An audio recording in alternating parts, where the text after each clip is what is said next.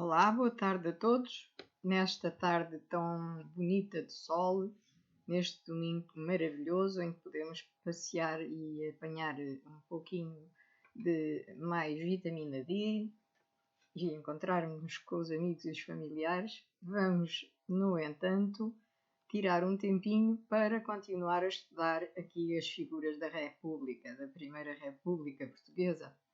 E então eu vou falar hoje de Bernardino Machado e depois logo se vê se dá tempo para falar de mais alguma figura ou algum vulto incontornável da Primeira República.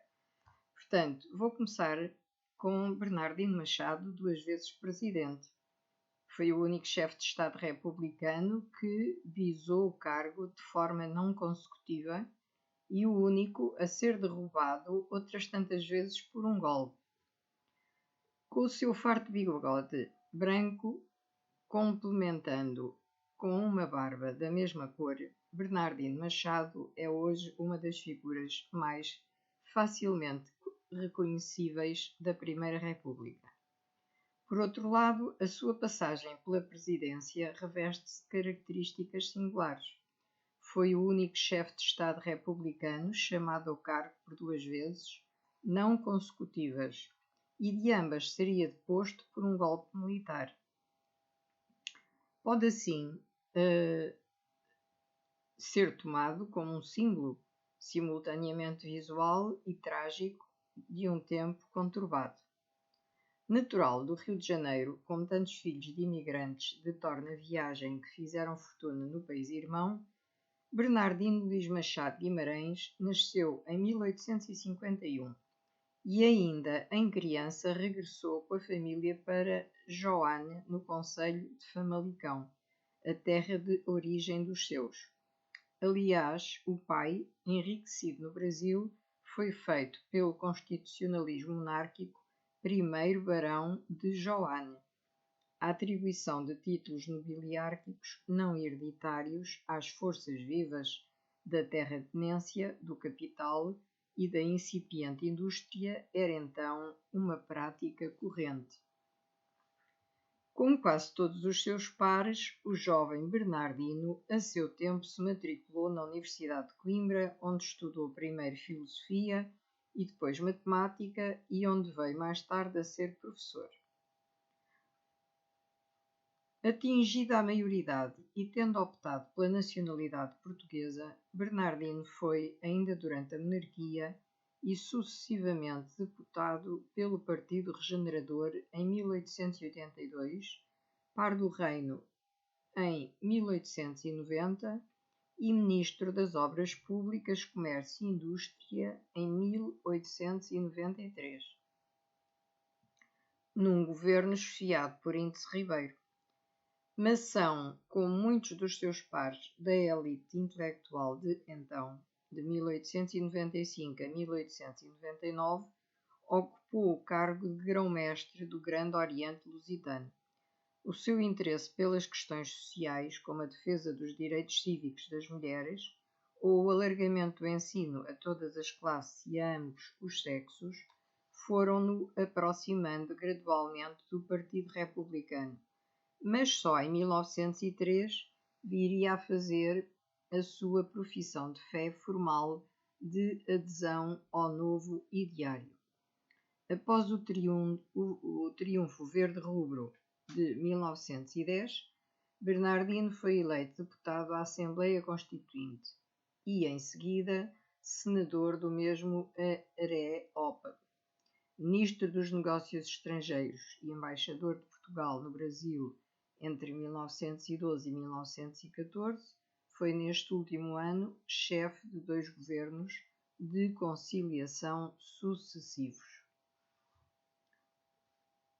Fiel ao principal tronco do PRP na hora das decisões, o depois disso chamado Partido Democrático de Afonso Costa, em 1915 Bernardino haveria de ser eleito Presidente da República pelo Congresso.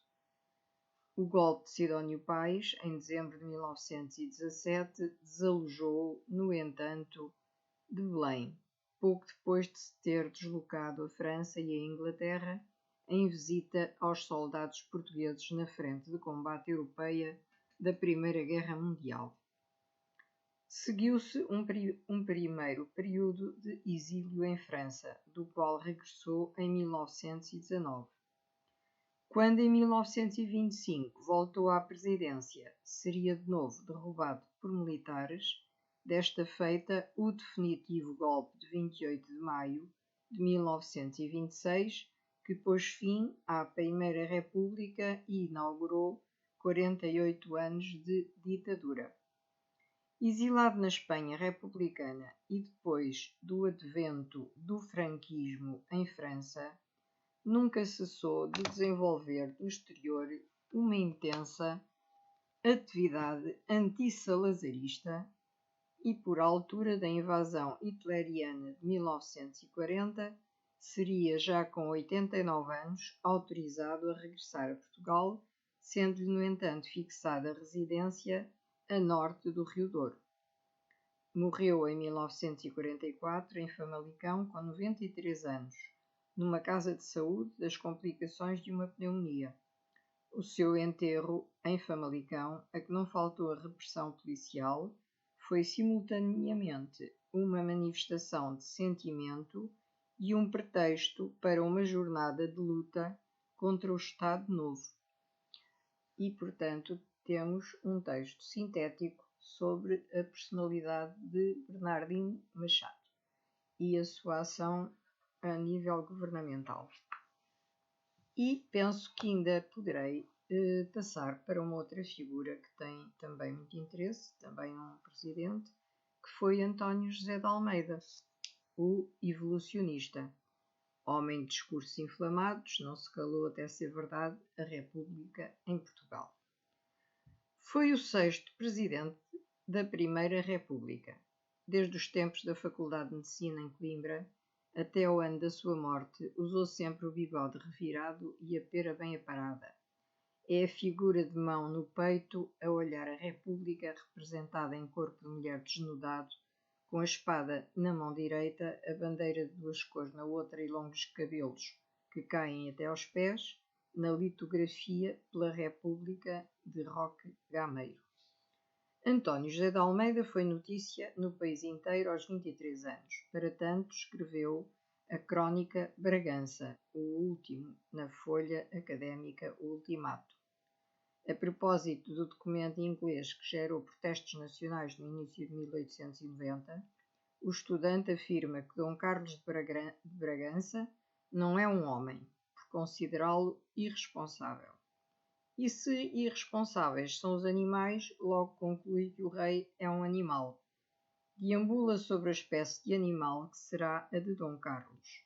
Deixa essa tarefa para a história e pede a revolução. Mas o rei não pode ser morto. Conclui que o melhor é metê-lo numa das gaiolas centrais do Jardim Zoológico. E então os jornais, depois de anunciarem que no Jardim Zoológico há música às quintas e aos domingos, dirão, subindo ao mais alto furo do reclame, que acaba de para lá entrar o último animal de Bragança.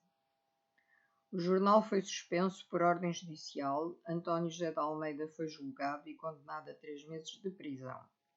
Quando foi detido e levado para a cadeia de Santa Cruz, em Coimbra, foi abraçado no caminho por muitas pessoas e saudado com palmas e vivas.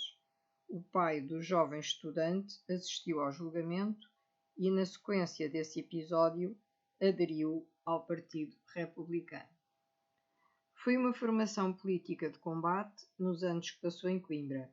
Forma-se com a classificação de distinto em 1895 e parte para Angola no ano seguinte para exercer a profissão de médico. Passa por São Tomé e, ao cabo de 8 anos, regressa a Lisboa. Mas o destino é França, para estagiar em várias clínicas de Paris. Ao fim de um ano, regressa definitivamente a Portugal. Na Câmara dos Deputados faz vários discursos de estilo patriótico e combativo, de forma muito lúcida, sobre o sentimento nacionalista e republicanista num país à beira da ruptura de valores, ideais políticos e expectativas sociais. volta a ser preso em janeiro de 1908 após uma tentativa de revolução. Passados uns dias, o rei Dom Carlos e o príncipe herdeiro são assassinados na Rua do Arsenal, em Lisboa. E João Franco, o chefe de governo protegido pelo rei, que tinha instaurado uma ditadura no país, demite-se. Fica o terreno ainda mais livre para a empresa republicana que António José de Almeida assume com palavras e atos, quase sempre no lugar de deputado. No primeiro governo provisório foi ministro do Interior de 1910 a 1911 e o posto valeu-lhe uma homenagem pública que agradeceu da varanda do Ministério perante milhares de pessoas em abril de 1911. Nesse Ministério fez a reforma dos ensinos infantil, primário e normal. Nem a favor de Deus nem contra Deus. Implementou uma concepção anticlerical e antijesuítica, afirmando a laicização do ensino. Instituiu fundos de bolsas de estudo, que abrangiam o estudo liceal e universitário. Deu também prioridade à reforma dos estudos médicos e com ele criou-se a Universidade do Porto. Foi eleito Presidente da República em 5 de outubro de 1919 e seria o único a cumprir o mandato de 4 anos sem interrupções. Assumiu a transladação dos restos mortais dos soldados portugueses mortos em França, o que lhe valeu o reconhecimento popular de grande patriotismo. Termina o mandato com uma viagem apoteótica ao Brasil. Estava na altura com 56 anos e os discursos que proferiu trouxeram-lhe muito triunfo pessoal. Quando findou o mandato, retirou-se da vida política por razões de saúde. Numa cadeira de rodas, continua a escrever para o jornal que fundara, o República. Na última entrevista que concedeu ao Diário de Lisboa e ao Povo, afirmou: "Voltarei, pelo menos, melhor, e quando regressar continuarei a ser o que sempre fui, um homem de princípios democráticos, um republicano, até morrer." Em 1937, 8 anos depois da sua morte, inaugurava-se em Lisboa a estátua a ele dedicada na avenida com o seu nome, uma perpendicular da Avenida da República. E, portanto, por aqui ficamos hoje, porque 2 figuras de peso da Primeira República já são suficientes para que os meus caros amigos possam refletir um pouquinho sobre eles, hoje ou amanhã, ou no dia em que acharem que podem rever e voltar a ouvir esta live. Então, um resto de domingo feliz e até uma breve live. Adeus e obrigada a todos.